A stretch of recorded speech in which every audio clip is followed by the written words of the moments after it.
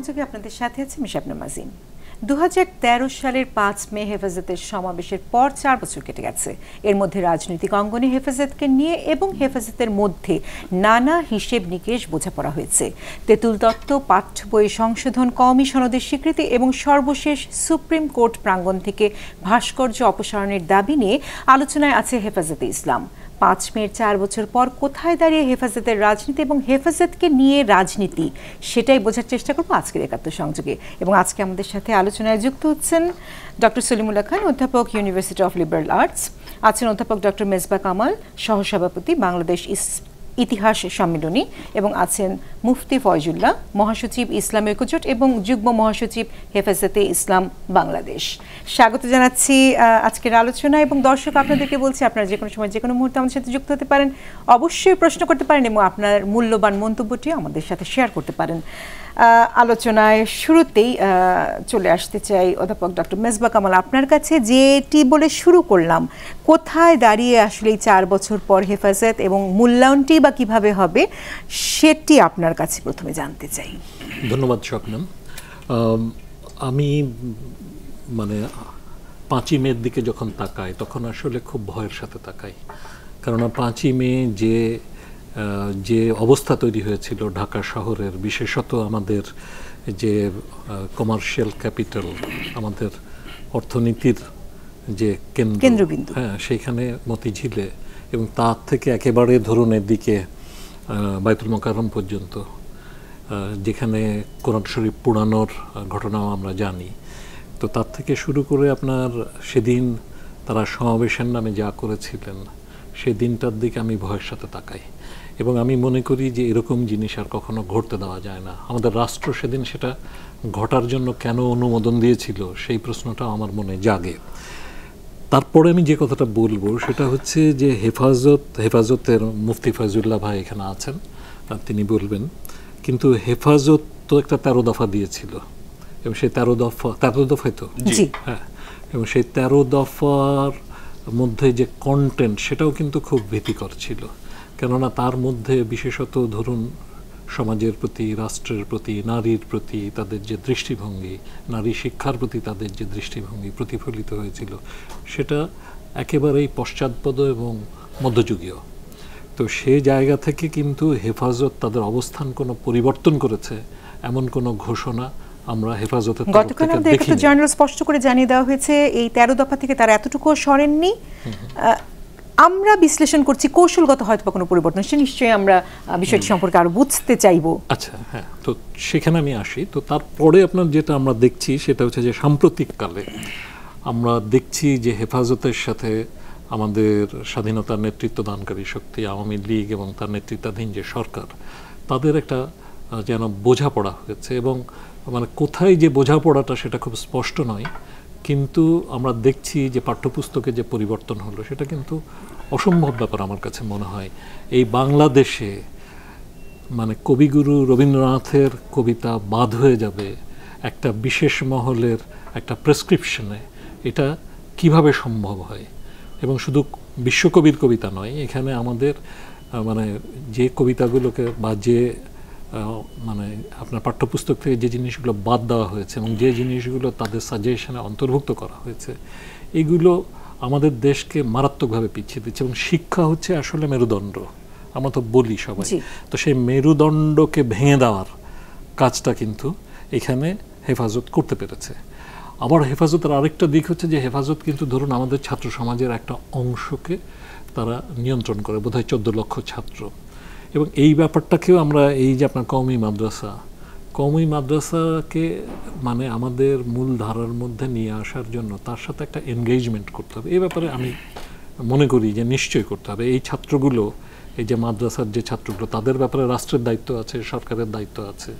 এবং এই ছাত্রগুলোকে তাকে শিক্ষা প্রদান করা, মানুষের মতো মানুষ হিসাবে গড়ে তোলার ব্যাপারে নিশ্চয়ই রাষ্ট্র এবং সরকারকে দায়িত্ব পালন করতে হবে। কিন্তু সেই জন্য তাদের সাথে একটা এনগেজমেন্টের দরকার আছে। এবং সেক্ষেত্রে মাদ্রাসা, এই যে কওমি মাদ্রাসাকে কেন্দ্র করে কিন্তু আসলে হেফাজত অনেকখানি শক্তিকে হোল্ড করে। তো সেই ক্ষেত্রে তাদের সাথে নিশ্চয়ই আপনার কথা হতে পারে, কিন্তু সেই কথার মধ্যে যেন কোনো রাখ কোনো যেন ঢাক গুড় না থাকে সেটা দেখা দরকার। এবং সেখান থেকে যে মাদ্রাসাকে মূলধারে আনা হবে না, মূলধারা আসলে কওমি মাদ্রাসার দিকে এগোতে শুরু করেছে, সেই প্রশ্নগুলো আসছে। এবং আমি শেষ কথাটা বলি, সেটা হচ্ছে যে আপনার আসলে আমাদের বাঙালি জাতীয়তাবাদের যে সংগ্রাম, সেই বাঙালি জাতীয়তাবাদের সংগ্রাম যেন মনে হচ্ছে যে সেটা আপনার অনেক জায়গায় অনেক মারাত্মক রকমের কম্প্রোমাইজ করছে, যা আমাদের জাতীয়তাবাদী চেতনার মধ্যে আসলে সমস্যা তৈরি করছে। হ্যাঁ, তো সেই জায়গাটা আমার মনে হয় ভাবা দরকার যে আমরা আসলে জাতীয়তাবাদকে কোন দিকে নিয়ে যাচ্ছি। আমরা কি জাতীয়তাবাদকে আপনার ধর্মের রঙে রাঙিয়ে আমরা কি তাকে একটা বিশেষ রূপ দিতে চাইছি কিনা, সেদিকটাও কিন্তু খেয়াল করা দরকার। ৭১-এর স্বাধীনতা যুদ্ধ আসলে কেন ছিল সেটি নিয়ে আসলে এখন আবার প্রশ্ন তুলতে হয় কিনা। আবার আপনাকে অনেক ধন্যবাদ। আমি একই প্রশ্ন রাখছি ডক্টর সলিমুল্লাহ খান আপনার কাছে, যে 4 বছর পরে আজকের দিনে এসে দাঁড়িয়ে কিভাবে মূল্যায়নটি করবেন হেফাজতকে? সেটা বোধহয় মুফতি ফয়জুল্লাহ সাহেবকে আগে জিজ্ঞেস করলে ভালো হতো। আপনি জিজ্ঞেস করেছেন, আমি একটু সংক্ষেপে বলি। আমার কথা হচ্ছে দুটো জিনিস আমাদের এখানে আলাদা করতে হবে। হেফাজত একটা আন্দোলন, আর কওমি মাদ্রাসা হচ্ছে আমাদের শিক্ষা ব্যবস্থার একটা অংশ, যেটা পর্যাপ্তভাবে আগে সরকারি স্বীকৃতি বলুন, সাহায্যই বলুন, পাননি। তাহলে এই দুটো জিনিসকে আমরা প্রায় সময় একসাথে গুলিয়ে ফেলি, এটা আলোচনাকে সাহায্য করবে না। আর হেফাজত প্রসঙ্গ দেখা যায় রাজনীতিতে একটা আদর্শ থাকে। আমি মেজবা কামালের সাথে একমত, তাদের যে 13টা দফা, সেটা 2013 সালের আলোচনাতে আমি বলেছি। এখানে সবগুলো দাবি আমি মনে করি প্রতিক্রিয়াশীল এবং রক্ষণশীল। একমাত্র একটি দাবি ছাড়া, আমি সেটা 2013-তে বলেছিলাম, যারা রেকর্ডে দেখতে পারেন, যে শিক্ষার ক্ষেত্রে তারা যে স্বীকৃতি চান সেইটা সম্ভবত একমাত্র দাবি যা রাজনৈতিক বিবেচনার যোগ্য। আর অন্যগুলো, এই যে আমরা ঢাকা শহরে আমরা ভাস্কর্যগুলো ভেঙে ফেলবো ধরেন, অথবা আমরা ঢাকা শহর মূর্তির শহরও কেটে চাই না, এইগুলিকে আমি বলবো দুর্ভাগ্যজনক এবং পশ্চাৎপদ। কিন্তু আমাদের সমাজেরই একটি অংশের মনে এই ধারণাগুলি এখনও বাসা বেঁধে আছে, নাহলে এগুলি কোথা থেকে আসলো। আমি শুধু এইটুকুই বলবো, তখনকার আলোচনা আমি বলছি 4 বছরের কথা যখন আপনি মনে করলেন, আমরা তাণ্ডবটা দেখেছি, কিন্তু সেই সময় কিছু আলোচনাও শুরু হয়েছিল ঘটনাচক্রে। আমি আগে টেলিভিশনে আসতাম না, সেই আলোচনা থেকে আমি টেলিভিশনে আসা শুরু করেছি। আমার বক্তব্য ছিল যে আমাদের দেশের স্বাধীনতা সংগ্রামে আজকে যারা হেফাজত করছেন, কওমি মাদ্রাসা শিক্ষক এবং ছাত্র, তাদের একটা ভূমিকা ছিল। আমাদের স্বাধীনতা সংগ্রাম মানে 71 নয় শুধু, ব্রিটিশ বিরুদ্ধে স্বাধীনতা সংগ্রামে। কিন্তু সেইখানেও আন্দোলনটা তারা শুরু করেছিলেন একটা ভুল জায়গা থেকে, সেটার নাম ছিল খেলাফত আন্দোলন। তারা মনে করেছিলেন তুরস্কের সম্রাট পরাজিত হচ্ছেন ইংরেজদের হাতে এই যুদ্ধে, এবং তারা খেলাফত বিলুপ্ত করবেন এমন হুমকি শুনে ভারতীয় মুসলমানরা তুর্কি সুলতানের সাম্রাজ্য রক্ষা করার জন্যে আওয়াজ তুলেছিল খেলাফত রক্ষা করতে হবে। কিন্তু তুরস্কের নেতা মুস্তাফা কামাল যখন 1924 সনের শেষ পর্যন্ত প্রতিক্রিয়াশীল শাসন বলে রাজতন্ত্র উৎখাত করার সাথে সাথে খেলাফত উচ্ছেদ করলেন, তখন আমাদের দেশে খেলাফত আন্দোলন আস্তে করে বসে গেল। তার মানে এতে রাজনৈতিকভাবে তাদের একটা সদিচ্ছা থাকা সত্ত্বেও কৌশলটা এবং পৃথিবী সম্পর্কে জ্ঞান না থাকার যে একটা ফলাফল, সেটা আমরা দেখেছিলাম। দুর্ভাগ্যবশত আজ প্রায় 100 বছরের কাছাকাছি পরেও এই দৃষ্টিভঙ্গিটা বিরাজমান। অর্থাৎ খেলাফত আন্দোলনের জন্য তো মহাত্মা গান্ধী তাদেরকে তখন কেন সমর্থন দিয়েছিলেন? তখন রবীন্দ্রনাথ শুদ্ধ, আমাদের দেশে বহু প্রগতিশীল মানুষ মহাত্মা গান্ধীর নিন্দা করেছিলেন। মহাত্মা গান্ধীকে নিয়ে মৌলানারা মসজিদে নিয়ে গেছিলেন, সেখানে তিনি বক্তৃতা দিয়েছিলেন। তার হাঁটু তো খোলা ছিল, ওটা ঢাকতে হবে, ঢেকে উনি বক্তৃতা দিয়েছেন। উনি খেলাফতের দাবি মানার জন্য হিন্দুদেরকে আহ্বান জানিয়েছেন, এবং মুসলমানরা খেলাফতের কারণে ব্রিটিশ শাসনের বিরুদ্ধে অসহযোগের ঘোষণা দিয়েছেন। এইভাবে এই আন্দোলনের নাম ছিল খেলাফত অসহযোগ আন্দোলন। 1919 থেকে 1924 এই 5 বছরের কথা বলছি। কিন্তু সেই আন্দোলনের তো একটা এখন পার্থক্য হয়েছে। আমাদের জাতীয় রাষ্ট্র তৈরি হয়েছে, 47 সনে ব্রিটিশরা একবার দেশ ছেড়ে চলে গেছে, 71 সনে আমরা মুক্তিযুদ্ধ করেছি। সেইখানেও দেখা যায় এই নেতারা ঠিক কী ভূমিকাটা তাদের পালন করতে হবে সেটা সঠিকভাবে পালন করতে পারেননি। এখনই তার জের আমাদের রয়ে গেছে। বিশেষ করে আমাদের জন্য গুরুত্বপূর্ণ হচ্ছে, কিন্তু 71 একটি বড় জায়গা ছিল অসাম্প্রদায়িক বাংলাদেশ। আমি সেটাই বলছি, 71 সনে আমরা যে নতুন জাতি হয়ে উঠেছি, আমরা এখন আর ব্রিটিশ শাসনে নেই, সেইটা উপলব্ধি করলে তাদের শিক্ষা নীতিতেও যে পরিবর্তনটা আনা দরকার, সেটা আনতে তারা সমর্থ হয়েছেন কিনা সারা থেকে জিজ্ঞেস করতে হবে আমাদের। হয় না এই জন্য যে ব্রিটিশ আমলে ব্রিটিশ শিক্ষা বর্জন করে স্বনিয়ন্ত্রিত কওমি শব্দটার অর্থ খেয়াল রাখতে হবে আমাদের। আমি তাদেরকে বিদেশি মনে করতে চাই না, আমি তাদেরকে শত্রু মনে করতে চাই না, তারা আমাদেরই ভাই, আমাদেরই অংশ। কওমি শব্দের অর্থ হচ্ছে জাতীয়। তারা জাতীয় শিক্ষা ব্যবস্থা গড়ে তুলতে চেয়েছিলেন ব্রিটিশ সাম্রাজ্যের ছত্রছায়ার বাইরে থেকে, খানিকটা অলিক হতে পারে। কিন্তু এখন আমাদের জাতীয় রাষ্ট্র তৈরি হওয়ার পরেও যদি আমরা জাতীয় শিক্ষাকে ব্রিটিশ শিক্ষার মতো বর্জন করি, তাহলে সেটা ঠিক হবে না। এই ক্ষেত্রে একটা আত্মসমালোচনা আমাদের করে রাখতে হবে। আমাদের শিক্ষা ব্যবস্থাটা ব্রিটিশ শিক্ষা ব্যবস্থা থেকে কতটুকু ভিন্ন হয়েছে সেই প্রশ্ন থেকেই যায়। মুফতি ফয়জুল্লাহ যে আমি বক্তব্য শুনছিলেন নিশ্চয়ই। আমি ওনাদের বক্তব্য খুব মনোযোগ সহকারে শুনছিলাম এবং কিছু কিছু জায়গায় আমার বক্তব্য রাখা থেকে আমার মনে হয় আমাকে উত্তর দেওয়ার দিকেই যেতে হবে। আমি আমার যে বক্তব্যগুলি রাখবো আশা করছিলাম সেই বক্তব্যগুলি এই মুহূর্তে আমার রাখা সম্ভব হচ্ছে না আমাদের মিসবাহ সাহেবের আলোচনার কারণে। আমি মনে করি আজকের হেফাজত ইসলাম বাংলাদেশ 2013 সালের 5ই মে এবং 6 এপ্রিল বাংলাদেশের মধ্যে একটি মহা জাগরণ সৃষ্টি করেছিল এবং সারা বাংলাদেশের মানুষের মধ্যে একটা উৎসাহ উদ্দীপনার জাগরণ সৃষ্টি করতে তারা সক্ষম হয়েছিলেন। মানুষের চিন্তা চেতনা এবং মানুষের যে ভাবনা, এই ভাবনাগুলিকে উপলব্ধি করে হেফাজত ইসলাম বাংলাদেশ বাংলাদেশের মানুষের পক্ষে, গণমানুষের পক্ষে অবস্থান নিয়েছিল। হেফাজত শাইখুল ইসলাম আল্লামা শাহ আহমদ শফি সাহেবের নেতৃত্বে দেশপ্রেমিক অরাজনৈতিক একটি সংগঠন। এই সংগঠন মানবিক মর্যাদা, ইনসাফ, সাম্যের কথা বলে, ন্যায় বিচারের কথা বলে, মানবাধিকারের কথা বলে এবং নারীর অধিকার এবং মর্যাদার কথা বলে। হেফাজত ইসলাম বাংলাদেশ অত্যন্ত সুচিন্তিতভাবে মানবতার কল্যাণে কাজ করে, মানবতার কল্যাণের কথা বলে, দেশের সমৃদ্ধি এবং উন্নয়নের কথা বলে এবং মানুষের মানবিকতা সৃষ্টি, মানুষের ঈমানকে শক্তিশালী করবার জন্যে মানুষকে উদ্বুদ্ধ করে। এই হচ্ছে মূলত ছোট্ট করে বললে আমরা হেফাজত ইসলামের এই সংক্ষিপ্ত পরিচয়, যে হেফাজত মানুষের আত্মশুদ্ধিকরণে ব্যাপকভাবে ভূমিকা পালন করে, মানুষের ইহজাগতিক এবং পরকালীন জীবনে মুক্তি লাভের যে পথ, সে পথ নির্দেশ করে, সিরাতে মুস্তাকিমের উপর মানুষকে পরিচালনা করবার জন্য উদ্বুদ্ধ করবার চেষ্টা করে। আমাদের প্রফেসর মিসবাহ সাহেব অত্যন্ত সম্মানিত একটি জায়গায় আছেন আমাদের ঢাকা বিশ্ববিদ্যালয়ে, উনি প্রফেসর।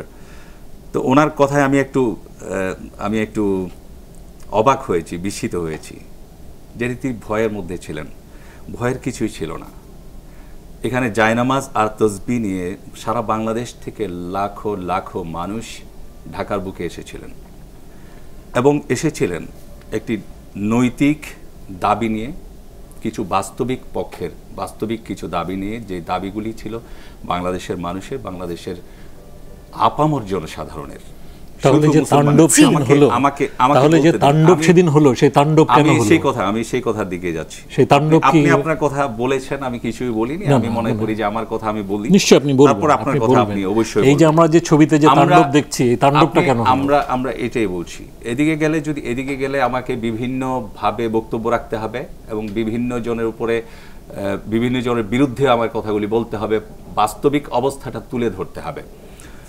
তাণ্ডব, হেফাজত ইসলাম অত্যন্ত শান্তিবাদী, অত্যন্ত সুশৃঙ্খল এবং অত্যন্ত ন্যায়পরায়ণ একটি অরাজনৈতিক সংগঠনের নাম। এরা কখনো অশান্তি, সহিংসতা, মারামারি, হানাহানি, সন্ত্রাসে বিশ্বাস করে না, লালন করে না এবং কোনোদিন সহযোগিতাও করে না।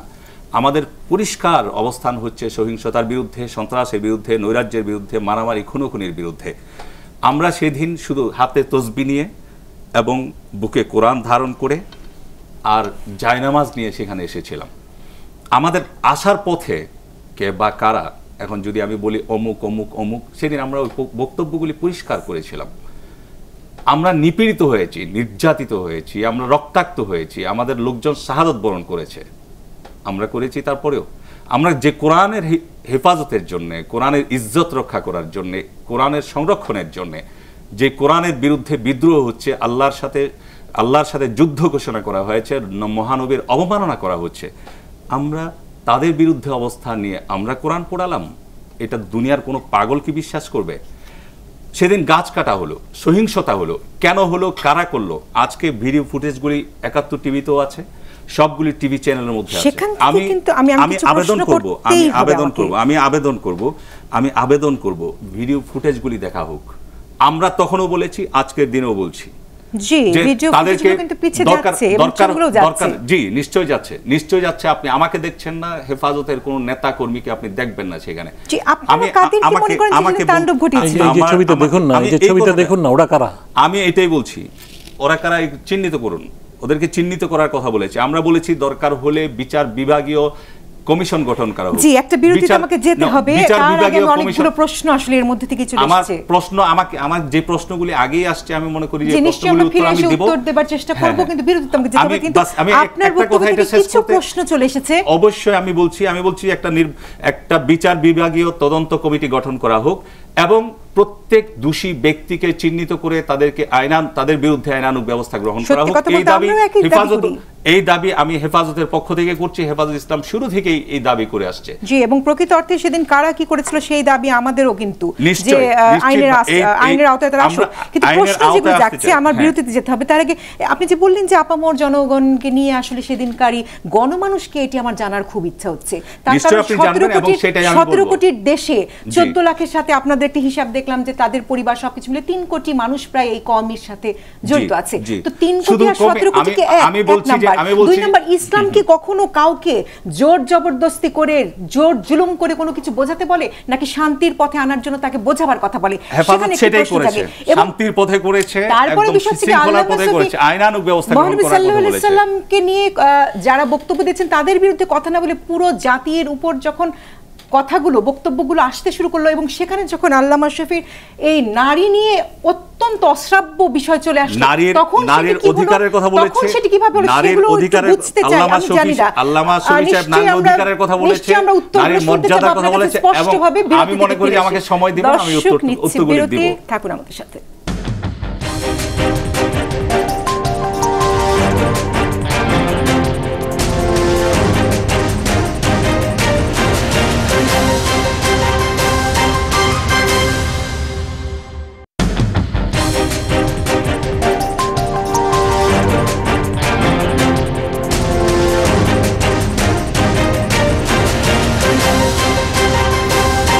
আরেকবার আমন্ত্রণ একাত্তর সংযোগে, এবং আমরা যে কথা বলছিলাম হেফাজতের রাজনীতিতে হেফাজত বিষয়গুলো নিয়ে অনেকগুলো প্রশ্ন রেখে আমি চলে গেছিলাম, তাই আমি আবার মুফতি ফয়জুল আপনার কাছে ফিরছি। হ্যাঁ, আমি মনে হয় যে প্রথমে আপনার প্রশ্নগুলির উত্তর আমি যাব, কিন্তু এর আগে আমি আমার প্রফেসর মিসবাহ সাহেব যে কথাগুলি বলেছেন, এই কথাগুলি সূত্র ধরে আমাকে আগাইতে হবে। উনি খুব দৃঢ়তার সাথে বলেছেন যে আমরা যেই 13 দফার দাবি উপস্থাপন করা হয়েছে সেগুলি পশ্চাৎপদ ছিল। আমি মনে করি এই দাবিগুলি সবগুলি ছিল আধুনিক, এবং সবগুলি ছিল এদেশের মানুষের মনের চাহিদা অনুযায়ী এই দাবিগুলি প্রতিষ্ঠিত হয়েছে। এখানে আপনারা সবাই, মানে অনেকে, দুইজন বলেছেন সম্ভবত, বলেছেন যে নারী জাতির বিরুদ্ধে একটি দফা ছিল। এটা সম্পূর্ণ মিথ্যা, ভিত্তিহীন এবং উদ্দেশ্য প্রণোদিত একটি অভিযোগ মাত্র। আমি আজকে এই অভিযোগটা অত্যন্ত দৃঢ়তার সাথে আমি এটা প্রত্যাখ্যান করছি এবং খণ্ডন করার চেষ্টা করছি। আমাদের এই 13 দফার মধ্যে 4র্থ দফাটি ছিল নারী বিষয়ক। সেখানে কি ছিল? দেশের উন্নয়নের জন্য, দেশের সার্বিক উন্নয়নের জন্য নারী জাতির সার্বিক উন্নতির বিকল্প নাই। এই লক্ষ্যে তাদের নিরাপদ পরিবেশে শিক্ষা, স্বাস্থ্য, কর্মস্থল, সম্মানজনক জীবিকা এবং কর্মজীবী নারীদের ন্যায্য পারিশ্রমিকের ব্যবস্থা করতে হবে। ঘরে বাইরে ও কর্মস্থলে নারীদের ইজ্জত, আবরু ও যৌন হয়রানি থেকে বেঁচে থাকার সহায়ক হিসেবে পোশাক ও বেশভূষায় শালীনতা প্রকাশ ও হিজাব পালনের উদ্বুদ্ধকরণ সহ সার্বিক নিরাপত্তা নিশ্চিত করতে হবে। এবং একই লক্ষ্যে নারী পুরুষের সকল প্রকার, আমরা এই দাবি আমরা না, আমাদের 13 দফা দাবি অতীতেও ছিল, আজকের দিনেও আছে। এই দাবিটা আপনি যেটা পড়ছিলেন, নারী পুরুষের সকল প্রকার কি পড়ছিলেন পড়েন না। আমি বলছি আমরা বলছি যে এবং একই লক্ষ্যে নারী পুরুষের সকল প্রকার বেহায়াপনা, অনাচার, শুধু নারীর কথা না, সমস্ত নারী পুরুষ সবার কথা বলা হয়েছে, অনাচার, বেবিচার, প্রকাশ্যে অবাধ ও অশালীন মেলামেশা, নারী নির্যাতন, যৌন হয়রানি, নারীর বিরুদ্ধে সর্বপ্রকার সহিংসতা, যৌতুক প্রথা সহ যাবতীয় নারী নিবন্ধনমূলক ব্যবস্থা কঠোর হাতে দমন করতে হবে। আপনি বলবেন আমি বলছি যে যখন হুমায়ুন আজাদ সাহেব অথবা আমাদের দেশের সবচেয়ে শামসুর রহমান সাহেব, কবির সাহেব, ওনারা যখন নারী বিষয়ে ওনাদেরকে নারী, আমি এই শব্দগুলি যে শব্দগুলি ওনারা উল্লেখ করছেন সেটা আমি পরখ করব না। একটা উদাহরণ আমি বলছি যে নারীকে সম্মান প্রদান করে, সর্বোচ্চ মর্যাদা প্রদান করে ইসলাম, এবং আল্লামা শাইখুল ইসলাম আল্লামা শফি সাহেব এই নারীর মর্যাদা এবং অধিকার রক্ষার জন্য এই দাবিগুলো তাহলে নারীর মর্যাদাটি কোথায় রাখলেন, ইসলামকে কোথায় মানলেন, এই জায়গাটা আমি বুঝতে চাই। মানলেন এবং নারীর মর্যাদা সমুন্নত করবার জন্য তিনি চেষ্টা করেছেন। এটাই স্পেসিফিক, আমি এটা বলছি, আমি স্পেসিফিক বলা হয়েছে এবং আপনাদের পক্ষ থেকে এরকম তথ্য দিচ্ছেন, আপনি ভুল তথ্য দিচ্ছেন। আমরা তো টেলিভিশনে দেখেছি, আমি এটা বলছি, আপনি বলছেন এটা কি বলেছেন উনি কি বলেছেন, আল্লামা শফি সাহেব কি বলেছেন বলেন, আপনি বলেন, আপনি কি বলেছেন উনি? যে উনি তো স্পষ্ট, উনি কি হুমায়ুন আজাদ সাহেব, না আমি হুমায়ুন আজাদ সাহেব যে অশ্রাব্য অশালীন ভাষায় নারীদের বিষয়ে কথা বলেছেন, আল্লামা শফি সাহেব একটা উদাহরণ টেনেছেন। সেখানে প্রশ্নটি জাগে যখন একজন ব্যক্তি, আপনারা যদি মনে করে থাকেন সে কোনো অবমাননা করছেন, তবে কেন তাকে না ধরে আপনি পুরো একটা বিষয় আপনি মাথায় রাখেন, একটা বিষয় আপনি মাথায় রাখেন। ওখানে আমরা প্রথমেই বলেছি আল্লামা শাইখুল ইসলাম আল্লামা শফি সাহেব যে কথাগুলি উপস্থাপন করবার চেষ্টা করেছেন, ওখানে কিছু কাটছিট করে এটা ভিডিও এভাবে তৈরি করে এটা উপস্থাপন করা হয়েছে। আমরা বলেছি, আমরা তখনও বলেছি, আজকের দিনেও বলছি, আজকেও বলছি, সারা জাতির সামনে বলছি, এটি করা হয়েছে এবং এটাকে বিভ্রান্ত করার জন্য। আমার মনে হয় যে আপনার প্রশ্ন, আমার একটু বলার আছে, আমাকে যদি আপনার প্রশ্নগুলি ছিল তাহলে জাতি বিভ্রান্ত হবে আমাকে যদি উত্তর দিতে না দেন। সেটা হচ্ছে আমাদের ভাই, এখন আমাদেরকে একটু বলতে দেন, আপনি তো অনেকক্ষণ বললেন, আপনি বলবেন, এবার আমাদেরকে একটু বলতে দেন, আমাদেরকে একটু বলতে দেন। বলবেন তখন উনি বলবেন না, উনি যখন বলবেন তখন আপনি বলবেন নিশ্চয়ই। এবং কয়েকটি প্রশ্ন যেহেতু উনি করে ফেলছেন, এই কথাগুলি দিতে পারবেন না, আমি উত্তর দিতে পারবো না। আমি মনে করি কওমি মাদ্রাসা সীমিত, আপনাকে যদি পুরো সময় দিয়ে দিতে হবে আবার বিভ্রান্ত হবে। এবং কওমি মাদ্রাসা এই দেশে আলোকিত মানুষ তৈরি করে, আদর্শ নাগরিক তৈরি করে। এরা কওমি মাদ্রাসা হচ্ছে এমন একটা ভিত্তি যে ভিত্তির উপর দাঁড়িয়ে মানুষ আদর্শ নাগরিক হতে পারে, আলোকিত সমাজ এর মাধ্যমে হতে পারে। এখানে মেরুদণ্ড আপনি যেটা বলছিলেন, মানে আমার আসলে যে জিনিসটা মনে হচ্ছে যে আমরা আসলে যারা ধর্ম পালন করেন তাদের কাছ থেকে সত্যবাদিতা আশা করি। হ্যাঁ, আমরা বিশ্বাস করতে চাই যে তারা সত্য কথা বলবেন, কিন্তু আসলে আমার এখানে বসে থেকে আমরা সেদিন তো 4 বছর আগের কথা, খুব বেশি দিন আগের কথা না, এই যে 2013 সালের 5ই মে, সেদিন আমরা ঢাকা শহরে ছিলাম। আমরা ঢাকা শহরে কি ঘটেছে সেদিন আমরা জানি। শুধু আমরা না, এ দেশের আসলে ঢাকা শহরে 1,82,00,000 মানুষ বাস করে, তারা জানে, সারা দেশের মানুষ জানে যে সেদিন ঢাকা শহরে কি হয়েছে। তো সেইখানে আমরা যখন এখানে বসে, আমি যখন মুফতি ফয়জুল্লাহ ভাইয়ের কাছ থেকে শুনছিলাম, তারা কিন্তু মানে তার কথা থেকে মনে হচ্ছে যে সেদিন যা করেছিলেন তার জন্য তাদের কোনো অনুশোচনা নাই, এবং তারা সেটাকে মূল্যায়ন করছেন এভাবে যে সেদিন একটা মহাজাগরণ তৈরি হয়েছিল, এবং তার কথা থেকে এটা স্পষ্ট যে পারলে তারা আবার সেই করবেন। হ্যাঁ, তো কাজেই তাদের সে আকাঙ্ক্ষা আছে। এবং যেভাবে উনি বিষয়গুলোকে বলছেন, এগুলোর মধ্যে আমি কিন্তু সত্যের কোনো লেশ পাচ্ছি না, কারণ আমরা তো সেদিন চোখে দেখেছি, সেই ছবিগুলো আমরা টেলিভিশনের পর্দায় দেখলাম। তিনি বলছেন যে আপনার মানে হেফাজত একটা অরাজনৈতিক প্ল্যাটফর্ম, তিনি অরাজনৈতিক দল শব্দটা ব্যবহার করেছেন। আচ্ছা, হেফাজত একটা অরাজনৈতিক প্ল্যাটফর্ম তিনি বলছেন, কিন্তু এর যে প্রতিটা কর্মকাণ্ড, সেই প্রতিটা কর্মকাণ্ডের সাথে কিন্তু রাজনীতি জড়িয়ে আছে। আমি কিন্তু আসলে বলতে চাই যে এই হেফাজতের যারা নেতা 1971 সালে তাদের কি ভূমিকা ছিল সেটা আসলে পর্যালোচনা করে যাচাই করে দেখা দরকার। 71 সালে নিজামে ইসলাম বলে যে রাজনৈতিক ধারাটা ছিল, যারা মাদ্রাসা ভিত্তিক ছিল, তাদের সাথে আজকের হেফাজতের সম্পর্ক কি? 71-এর মুসলিম লীগ আজকে নাম বদল করে বিএনপি হয়েছে। হ্যাঁ, জামাতে ইসলামী পাকিস্তান, জামাতে ইসলামী বাংলাদেশ হয়েছে। নিজামে ইসলাম যাকে নিষিদ্ধ করেছিল বাংলাদেশ সরকার, সেই নিজামে ইসলাম কোথায় গেল? তাদের সাথে হেফাজতের সম্পর্ক কি? 71 সালে যে আপনার ঘাতক বাহিনী গড়ে উঠেছিল মুজাহিদ বাহিনী, সেই মুজাহিদ বাহিনী কোথায় গেল? তাদের সাথে মানে তারা কোথায় এখন? এই জিনিসগুলো আজকে মানে দরকার।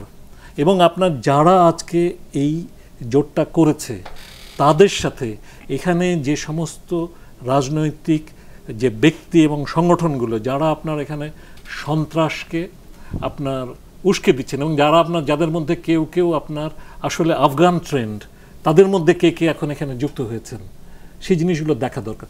এটা একটা বড় প্ল্যাটফর্ম, এবং এই প্ল্যাটফর্মে সবাই কিন্তু এক ধারার নন। হ্যাঁ, আমি নিশ্চয়ই এটা মনে করি। এর মধ্যে অনেক মাদ্রাসা শিক্ষক আছেন, তারা অত্যন্ত সম্মানিত মানুষ এবং তারা আপনার খুব ডিভোটেড, তারা হচ্ছেন আপনার শিক্ষক এবং তারা শিক্ষাদান কার্যক্রমের সাথে যুক্ত আছেন।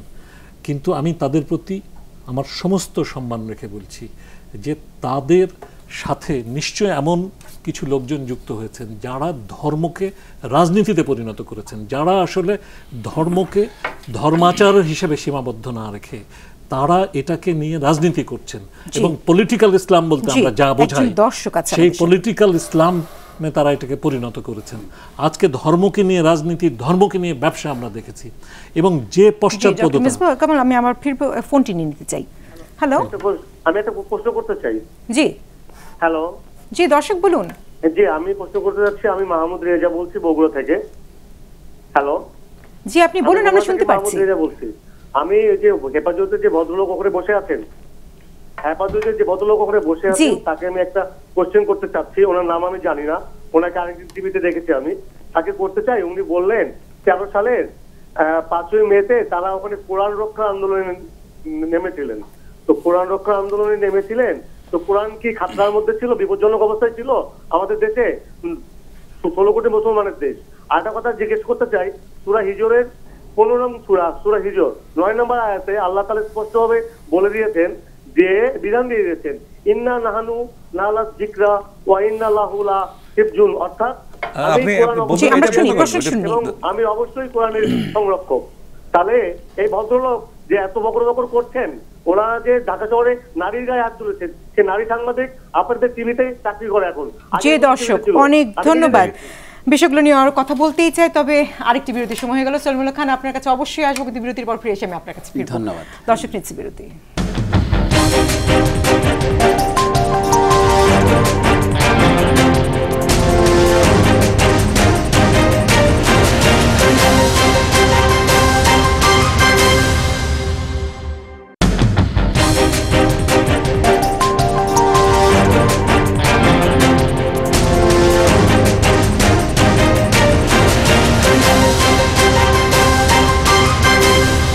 আরেকবার আমন্ত্রণ একাত্তর সংযোগে। আমরা কথা বলছিলাম রাজনীতিতে হেফাজত কতটুকু কি ফ্যাক্টর হচ্ছে সে সমস্ত কিছু নিয়ে। দর্শকের ফোন ছিল, সবকিছু মিলিয়ে পুরো আলোচনার অবস্থা থেকেই ডক্টর সলিমুল্লাহ খান আপনার কাছে আসছেই। আমি দুইজন জ্ঞানী ব্যক্তির মাঝখানে পড়ে আজকে দর্শকের ভূমিকায় অভিনয় করতে বাধ্য হচ্ছি। আপনার ভূমিকাটাই এখন আমি বলি যে গুরুত্বপূর্ণ প্রশ্ন, হেফাজতে ইসলামের যে অনেকগুলো দাবি, যেমন 4 নম্বর দাবির কথা ওখানে বললেন, ওখানে ওনার পড়া যা শুনলাম আমি, তা থেকে বোঝা যায় একটা অপূর্ণতা আছে। আমাদের সংবিধান যে সমস্ত সমতার কথা বলেছে, সাম্য, মানবিক মর্যাদা এবং সামাজিক সুবিচার, তার মধ্যে গুরুত্বপূর্ণ প্রশ্ন হচ্ছে নারী এবং পুরুষের সমতা। হেফাজতের দাবিতে তারা যে ভাষাটা লিখেছেন তাতে কিন্তু সেটার প্রতিফলন ঘটেনি। যেমন সেখানে হচ্ছে যেন হিজাব পরার কথা, এটা তো একটা আসমান থেকে নাজিল করার কথা নয়, এটা আমাদের রাজনীতিতে দেখা যাচ্ছে। এই যে হিজাব পরার প্রবণতা পাকিস্তান থেকে এসেছে। হ্যাঁ, আমি যদি সংবিধানে ইত্যাদি এগুলি আলোচনা আমি করছি না, যেটা করছি সেটা হচ্ছে আমাদের যে এখানে যে ব্যক্তি এবং বাক স্বাধীনতার নামে, এর মধ্যে ব্যক্তি স্বাধীনতা এবং বাক স্বাধীনতাকে একটু প্রথমে প্রশ্ন করা হলো। আমি সময়ের অভাবে সবগুলো যাচ্ছি না, বলছি নারী এবং পুরুষের সমান অধিকার, এটা হচ্ছে আমাদের রাষ্ট্রের অঙ্গীকার এবং আমাদের মুক্তিযুদ্ধেরও অধিকার, আমাদের আরও জাতি, ধর্ম, বর্ণ নির্বিশেষে, যেটাকে আমরা সাধারণত ধর্ম নিরপেক্ষতা বলি। এইটার একটা ভুল বোঝাবুঝি হয়েছে। এই জন্য যে সংবিধানে আল্লাহর উপর পূর্ণ বিশ্বাস ও আস্থা স্থাপনের যে দাবি করা, এটা হচ্ছে ধর্মনিরপেক্ষতা কি এটা বুঝতে না পারার ক্ষমতা। ধর্মনিরপেক্ষতার মানে হচ্ছে প্রত্যেক ধর্ম সম্প্রদায়ের, তার প্রত্যেক জাতির তার নিজস্ব ধর্ম পালনের অধিকার থাকবে, সংবিধান সেটা রক্ষা করবে এবং কেউ কারোর সাথে তার অধিকার পালনের জন্য বাধা সৃষ্টি না করতে পারে সেটার ব্যবস্থা করবে। এইটাই হচ্ছে ধর্মনিরপেক্ষতার বাণী। আমি বলবো ন্যায় বিচারই হচ্ছে শ্রেষ্ঠ ধর্মনিরপেক্ষতা। কাজে যেখানে ন্যায় বিচার নেই নারী এবং পুরুষের মধ্যে, বর্তমানে আমাদের সমাজে নারী নির্যাতন চলছে, নারীর উপর বিচার চলছে, এটা সত্য কথা, এটা স্বীকৃতি দেওয়ার জন্য তাদেরকে ধন্যবাদ। কিন্তু এইটা নিরসনের উপায় হিসেবে তার কর্তৃত্বের ভার স্বয়ং নারীকেই দিতে হবে। নারীর, যেটাকে আমরা ক্ষমতায়ন বলি, নারীর অধিকার পৃথিবীতে কোনো দেশেই ছিল না। প্রথম মহাযুদ্ধের পরেই রাশিয়াতে বিপ্লব হওয়ার পর তারাই নারীদের প্রথম ভোটাধিকার দেয় ইউরোপের মধ্যে, তারপরে ইংল্যান্ড, আমেরিকা ভোটাধিকার দেয় এবং তা অনুসরণ করে আমরা পেয়েছি। এই সাধারণ সত্যটা স্বীকার না করে নারীকে শুধু হিজাবের মধ্যে বন্ধ করে তার নিরাপত্তা দেওয়ার যে চিন্তা, এটা একটা অলিক কল্পনা। সেটা তারা কেন করছেন আমি অপেক্ষা করব। অর্থাৎ তাদের মধ্যে উপলব্ধি ভিতর থেকে না আসলে তারা বলছে রাষ্ট্র সব কিছু করতে পারে না, সমাজকেই করতে হয়। রাষ্ট্র এবং সমাজের মধ্যে একটা বিরাট পার্থক্য আছে, এটা বুঝতে না পারলে এটা দমন করতে হবে, এটা করতে হবে, এই সমস্ত দাবি। আমি শুধু বলি কথায় কথায় অমুকের মৃত্যুদণ্ড চাই, কমুকে, তাদের এই আন্দোলনটা কোন সময় হয়েছিল এটা বুঝতে হবে। মুফতি ফজলুল্লাহ অবশ্যই স্বীকার করবেন তাদের এই প্ল্যাটফর্মটা, যেটাকে তারা অরাজনৈতিক বলছেন, অরাজনৈতিক দল, আসলে এই দাবিগুলো সবগুলো রাজনৈতিক দাবি। শুধু এটা অরাজনৈতিক এই অর্থে যে এটা নির্বাচন কমিশনের নিবন্ধন নেই ভোটে দাঁড়াবার জন্য, সেই অর্থে কথাটা সঠিক এবং কথাটা ওই অর্থে সঠিক নয়। এই দাবিগুলো পূর্ণ রাজনৈতিক দাবি এবং এগুলিতে কোনো কোনো জায়গায় আমাদের বর্তমান সংবিধানকে চ্যালেঞ্জ করা আছে। এই সংবিধানের যে মূল ভিত্তি এটা হচ্ছে সমস্ত নাগরিকের সমানাধিকার, কিন্তু তার মধ্যে বিশেষভাবে উল্লেখ করবো দেশের 50 জন মানুষ নারী, 50 জন মানুষ পুরুষ। ধর্মের কথা বাদ দিলাম, ধর্মের মধ্যে আপনি সংখ্যালঘু বলতে পারেন, কিন্তু নারীদের কোনো ক্রমে সংখ্যালঘু বলা যায় না। আমি যদি এই একটা দাবিরই ব্যাখ্যা করি তাতেই বোঝা যায় নারী এবং পুরুষের অধিকার প্রসঙ্গে তাদের এখনো পরিষ্কার ধারণা নেই। এবং সেটা তারা যদি করতেন, এই তারা বলে ইসলাম বিরোধী নারী নীতি, ইসলাম বিরোধী নারী নীতিটা কি আসলে এটা পরিষ্কার ব্যাখ্যা করতে হবে। তো আচ্ছা, এটা করেছি না, আপনি তো করেছেন। আমার কথা হচ্ছে দেশের মানুষের কাছে এটা যায় নাই। যেমন আরো বহু কথা আছে, এই যে পার্বত্য চট্টগ্রাম সহ দেশব্যাপী ইসলাম বিরোধী কর্মকাণ্ডে জড়িত এনজিও, ইসলাম বিরোধী কর্মকাণ্ডে অনেক এনজিও জড়িত থাকতে পারে, কিন্তু সেটা যতক্ষণ পর্যন্ত আপনি না বলেন ইসলাম বিরোধী নয়, এ তাহলে সংবিধান বিরোধী। আর আমাদের সংবিধানের ধর্মনিরপেক্ষতার যে শর্ত তাতে বলা হচ্ছে কোনো ধর্ম বিরোধী কোনো কার্যকলাপ চালাতে পারবে না। এই জিনিসটা আমরা এখনো পুজো বুড়তের বাংলাদেশের মুক্তিযুদ্ধে যে আমাদের অঙ্গীকার, এটা হবে গণতান্ত্রিক প্রজাতন্ত্র, এটা রাজতন্ত্র নয়। এবং গণতন্ত্রের অনুষঙ্গ হচ্ছে ধর্মনিরপেক্ষতা। গণতন্ত্রের অনুষঙ্গ এখানে হচ্ছে জাতীয়তাবাদ শব্দের অর্থ হচ্ছে এখানে আমরা সাম্রাজ্যবাদের কাছে মাথা নত করব না। কাজেই এনজিওদের কাছে মাথা নত করা কিন্তু আমাদের জাতীয় অধিকারের বিরোধী, শুধু ইসলামের বিরোধী এটা বলার কোনো প্রয়োজন ছিল না। আমি এই জন্য বলি এখানে অধিকাংশ দাবি হচ্ছে ইংরেজিতে বলে রিডান্ডেন্ট, অর্থাৎ যেটার কোনো প্রয়োজন নেই, এবং এগুলো হচ্ছে কাল বিরোধী। আমি খেলাফতের উদাহরণটা দিয়েছিলাম এই জন্য যে খেলাফত আন্দোলনে যারা নেতৃত্ব দিয়েছিলেন তাদের মধ্যে ব্রিটিশ বিরোধী স্বাধীনতার একটি আকাঙ্ক্ষা ছিল, কিন্তু সেই আকাঙ্ক্ষার জন্য তারা দেশীয় মানুষের অধিকার আদায়ের কথা না বলে তুরস্কের সুলতানের সাম্রাজ্য রক্ষা দাবি তুলেছিল। সেটার মধ্যে যে একটা ইতিহাসের বিভ্রম ছিল, আমার দুঃখ হচ্ছে এতদিন পরেও কিন্তু আমরা সেটা পর্যালোচনা করিনি। এখন এই যে ধরেন মধ্যপ্রাচ্যে যেটাকে আইএস বলা হচ্ছে, এটা মানে কি ইসলামিক খেলাফত পুনরুদ্ধারের চেষ্টা করছে। এই ব্যাপারে যদি আজকের এই 13 দফা দেওয়া থেকে তারা যদি পরিষ্কার একটা বক্তব্য দেন, আমি সম্প্রতি শুনেছি আল্লামা শফি বক্তব্য দিয়েছেন এই মানুষকে হত্যা করা যাবে না। আমি সেই জন্য বলছি যে অথচ আমি এটা শেষ করি, 2010 সনে গঠিত হয়েছে এই সংগঠন এবং 2013 সনে যে সময় এই 13টা দাবি নিয়ে তারা ঢাকা এসছেন, সে তার মধ্যে একটা অলিক ভাব ছিল। তখন নাস্তিক এবং ব্লগারদের বিরুদ্ধে তারা এই আন্দোলনগুলো করেছেন, এইরকম ইমপ্রেশন দেশের মধ্যে ছিল। এবং গণজাগরণ মঞ্চের কেন্দ্র করে এই বিষয়টি চলে এসেছিল। যেটা বলছেন তাণ্ডবের কথা, ওই তাণ্ডবের চাইতে এই বুদ্ধিবৃত্তিক তাণ্ডব কিন্তু অনেক বেশি ক্ষতিকর। আজকে আমি খুশি এই যে রাজনীতির পরিবর্তন বলছেন, আল্লামা শফি বলছেন যে আমরা সেটা সমর্থন করি না। নির্বিচারে নাস্তিক বলে মানুষকে হত্যা করা যে একটা অনইসলামিক কাজ, সেটা মৌলানা শফির মুখে শুনে আমরা খুব প্রীত হয়েছি। এখন জি, মুফতি ফজলুল্লাহ, একই সাথে 2013 থেকে আরেকটা আপনি প্রশ্ন অনেকগুলি হয়ে গেছে, আমাকে যদি উত্তর দিতে, হ্যাঁ উত্তর দেওয়ার আমার কোনো সুযোগ হয়নি। আমি মাঝে মধ্যে শুধু একটু ইঙ্গিত করে গেছি।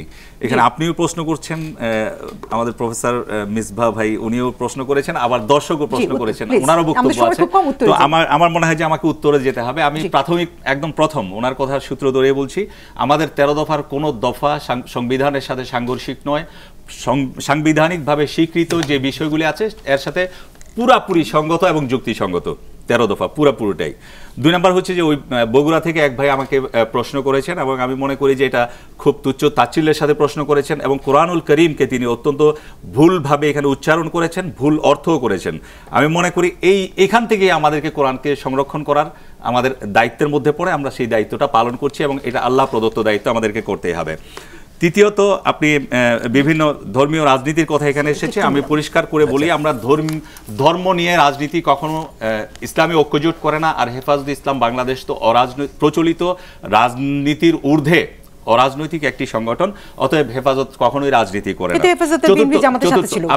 জি, বিএনপি জামাতের সাথে কখনোই ছিল না। আমি চ্যালেঞ্জ দিচ্ছি, বিএনপি জামাতের সাথে হেফাজতের ন্যূনতম কোনো যোগাযোগ ছিল না, সংশ্লিষ্টতা ছিল না। এবং হেফাজতে ইসলাম বাংলাদেশ হচ্ছে এদেশের আপামর জনসাধারণ। আমি অবশ্যই ইসলামী ঐক্যজোট, সেটা ভিন্ন প্রেক্ষাপট। আপনি তো একই ব্যক্তি ইসলামী জোটের সাথে আছেন, হেফাজতের সাথে প্রশ্ন কতগুলি করবেন, এটা আরো প্রশ্ন। এটা যদি হয় তাহলে হেফাজতে ইসলাম কোনো রাজনৈতিক দলের জোট নয়, বিভিন্ন রাজনৈতিক দলের জোট হেফাজতে ইসলাম নয়, হেফাজতে ইসলাম হচ্ছে অরাজনৈতিক প্রচলিত রাজনীতির ঊর্ধ্বে একটি সংগঠন। এবং এখানে আমরা যারা আছি আমরা রাজনীতিক হিসাবে ওখানে নেই, আমরা ব্যক্তি হিসাবে সেখানে হেফাজতে ইসলামে প্রতিনিধিত্ব করি। তো আমি যেটা বলতেছিলাম, আমি প্রশ্ন বলছি যে অনেকগুলি হয়ে গেছে। ইসলামী ঐক্যজোট, জি আমি জানি, ইসলামী ঐক্যজোট কখনোই ধর্ম নিয়ে রাজনীতি করে না। ধর্ম নিয়ে রাজনীতি তারাই করে যারা নির্বাচন আসলে মাথায় পট্টি লাগায় অথবা হাতে তসবি নেয় এবং মানুষকে মানে মাথায় টুপি লাগিয়ে সারা দেশে মানুষ মানে ভোটারদের কাছে কাছে ঘুরে মসজিদের মধ্যে যায়। আর আমরা সব সময় আমরা ধর্মীয় রাজনীতি করি। আমার মনে হয় আমাকে এটা বলতে দিতে হবে। আমরা ধর্মীয় রাজনীতি করি এবং ধর্মীয় রাজনীতি করি এই অর্থে যে এটা আমাদের জন্য ইবাদত, আল্লাহ নির্দেশিত পথ, এই পথে আমাদেরকে এগিয়ে যেতে হবে। শেষ মন্তব্য ডক্টর মিসবাহ রহমান, এক বাক্যে জাস্ট। মানে 13 দফার কথা তো আলোচনা হলো অনেকটাই। 13 দফার মধ্যে দেখুন অনেকগুলো বিষয় আছে যেগুলো আমরা ব্যাখ্যা দিতে পারবো না যদি আমরা না, যেমন ধরুন সরকারিভাবে কাদিয়ানীদের অমুসলিম ঘোষণা, এই যে দাবিটা তারা তুলেছেন এই 13 দফার মধ্যে, এইভাবে আপনার মুসলমানদের যারা নিজেকে মুসলমান বলে ঘোষণা করেন তাদের একাংশকে আপনার রাষ্ট্রীয়ভাবে নিষিদ্ধ। না, ওরা মুসলমান বলেন না, নিজে আহমদিয়া বলেন। ওনারা নিজেদেরকে মুসলমান বলেন, ওনারা আহমদিয়া বলেন এবং ওনারা নিজেদেরকে মুসলমান বলেন। আপনারা একজন মুসলমানকে বাতিল ঘোষণা করার কোনো অধিকার আপনাদের নাই। অবশ্যই কোরআনের কোরআন এই কথা বলে আল্লাহর ঘোষণা, আল্লাহর রাসূলের ঘোষণা এবং ইসলামের সর্বপ্রথম ইজমা। এই কথা বলে আমার কথা বলতে দেন। এই কথা বলে কিন্তু পাকিস্তানে দাঙ্গা বাঁধিয়েছিলেন মওদুদি এবং যার জন্য তার আপনার মৃত্যুদণ্ডের আদেশ হয়েছিল। এটা পাকিস্তান থেকে নয়, হযরত আবু বকর সিদ্দিকের আমলে সর্বপ্রথম মুসাইলামাতুল কাজ্জাবের বিরুদ্ধে জিহাদ হয়েছিল এবং সেই জিহাদের মধ্যে 1200 সাহাবায়ে کرام নিজের জীবনকে শাহাদাত বরণ করেছিলেন। এর মধ্যে 700 থেকে 800 ছিল। আমার একটা কথা হচ্ছে যে আসলে হেফাজত যে রাজনীতি করছে বা আপনার ধরুন ইসলামী ঐক্যজোট তো 20 দলীয় ঐক্যজোটের অংশ ছিল, তারাও আবার হেফাজতের অংশ। জি, আমাদের এবং হেফাজত যে রাজনীতি ইসলামী ঐক্যজোট অংশ নয়, আমি বলছি অনেক ধন্যবাদ। আমরা এই আলোচনা অনেক দীর্ঘ করার প্রয়োজন ছিল। আমার বাক্যটা শেষ করছি। আচ্ছা মেজবা, আমি শেষ কথাটা বলছি যে হেফাজতকে তার এই 13 দফা পুনর্বিবেচনা করতে হবে। আমি একটা উদাহরণ দিই। আমি এই কথাটা 3 নম্বরে ছিল যে কথিত শাহবাগ আন্দোলনের নাস্তিক এবং মুরতাদ, এইটাতেই বোঝা যায় হেফাজত একটা ভুল বুঝেছিল। এরা আন্দোলনটা করেছিলেন শুধু যুদ্ধবাদের বিচারের প্রশ্নে। অনেক ধন্যবাদ। আমাকে শেষ করতে হচ্ছে, নিশ্চয়ই পুনর্বিবেচনা হবে। আমরা আগামীতে নিশ্চয়ই আরো কথা বলবো। ভালো থাকবেন, 71।